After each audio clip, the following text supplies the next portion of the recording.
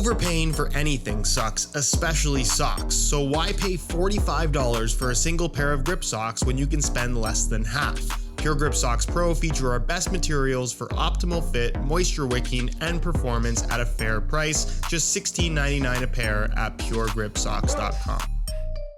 Welcome to the top 5 overrated football boots of 2023. And I want to be clear in saying that I think all 5 boots on this list are actually really good. So if you have them, don't feel discouraged in any way. However, as I'm going to be talking about throughout this video, I do think there are alternative options that do all the same things and more better than these 5. With all 5 of these boots and their alternatives being available for less by way of exclusive SR4U coupon codes via the links down below. Drop a like on the video if you'd like to see more top 5 content, and make sure you subscribe to the channel if you haven't already so you don't miss out on my reviews of all the latest football boots of 2023. So with all that out of the way, let's get right into it.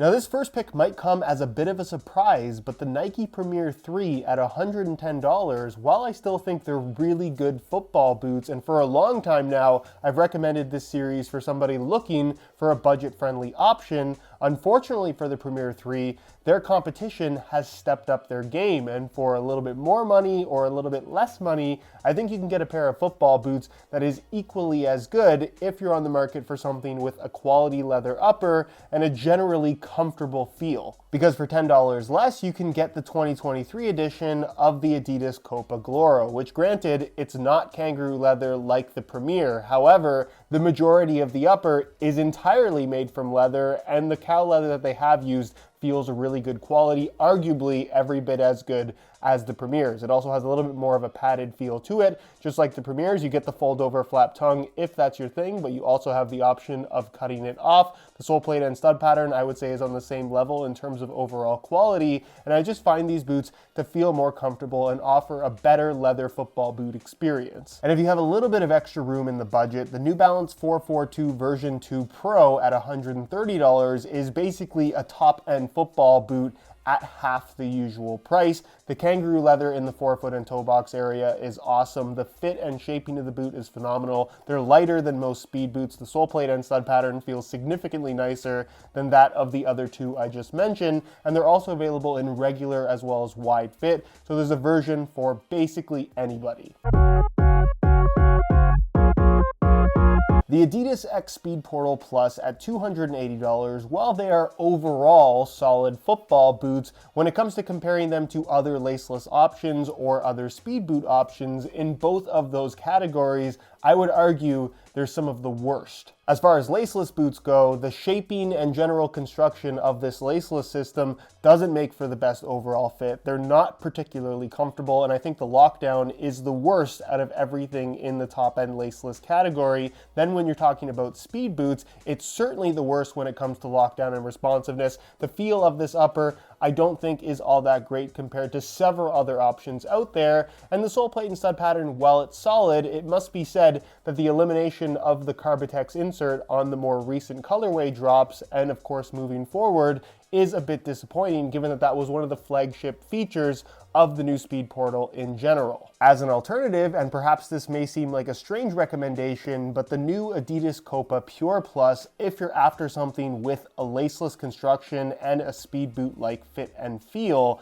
is definitely the football boot that I would go for. It retails for the same $280, and while it's not a thin textile synthetic upper, it's a thin cowskin leather upper with the fusion skid made from a really thin knit material running throughout the rest of the foot. So it's definitely going to have a softer, more comfortable feel against your foot. I would argue a significantly better touch and feel for the ball. The lockdown from the laceless system is significantly better. The shaping of this football boot is a lot better, and because it utilizes the sole plate and stud pattern from the Adidas Nemesis line, previously marketed as an agility boot, not only are they not far off in terms of overall weight, they do have some speed boot-esque elements about them.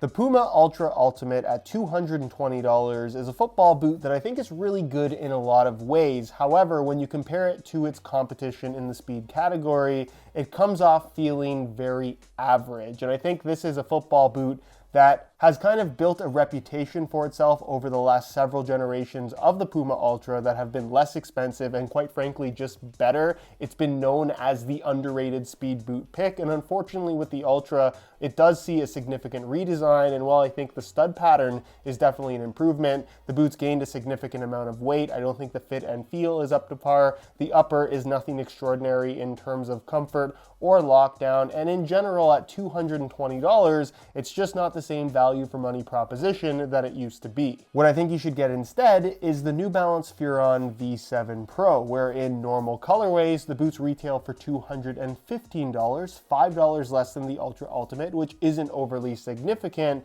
but in terms of all of the fit, feel, and performance characteristics on offer, I think it's better in every single way. The textile knit-based upper that you get here on the Furon is incredibly sock-like, really soft, and makes for arguably one of the most comfortable speed boots on the market. The unique off-centered lacing system I think is something that a lot of people will really like in terms of giving you a really clean striking and contact surface when it comes to dribbling as well as shooting. They're incredibly comfortable. Like top-end New Balance boots, they're available in regular and wide fit. The sole plate and stud pattern is more aggressive and arguably more responsive, and the overall weight of the football boot is significantly lighter, with the Furon actually being the lightest speed boot currently on the market.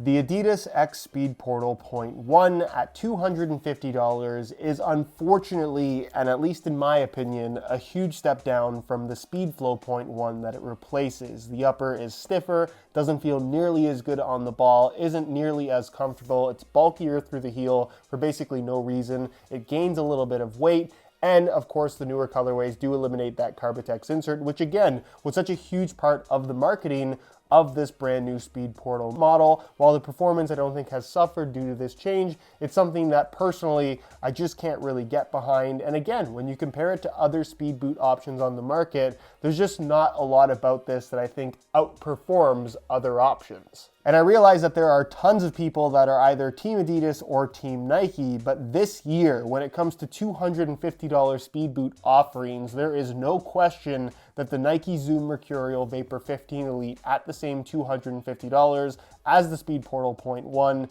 is just better in every single way. They are lighter, they are more responsive, they fit better, they offer a better feel for the ball, they're more comfortable. They have the implementation of Air Zoom tech through the forefoot and toe box area, which I would argue is kind of the standout technology in the world of football boots right now. And it's arguably one of the most technically impressive football boots I've ever had on my feet. Again, I understand if you never want to wear a pair of Nike football boots because you're Team Adidas, but trust me when I say, for your money, this is just way better.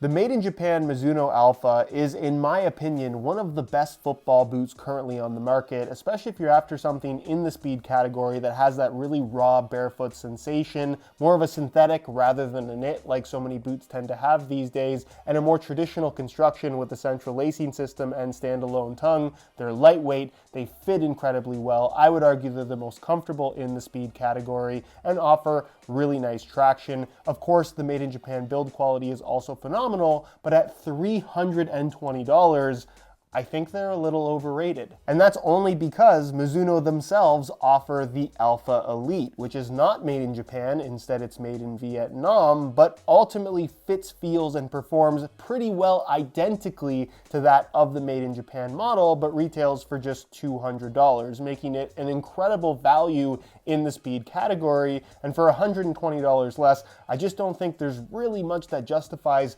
buying the more expensive Made in Japan model over this much more affordable variation that, like I said, feels pretty well the same and offers all of the same features. A lot of people will point out that the little insert in the forefoot is technically a different material on the Elite model compared to the Made in Japan. It's not carbon, it's plastic on both, just to be clear. And honestly, in terms of responsiveness and the overall experience of wearing them, you're going to be hard pressed to notice a difference. Like I said, this is 99% of the experience you're going to get from the Made in Japan model, but again, at a fraction of the price.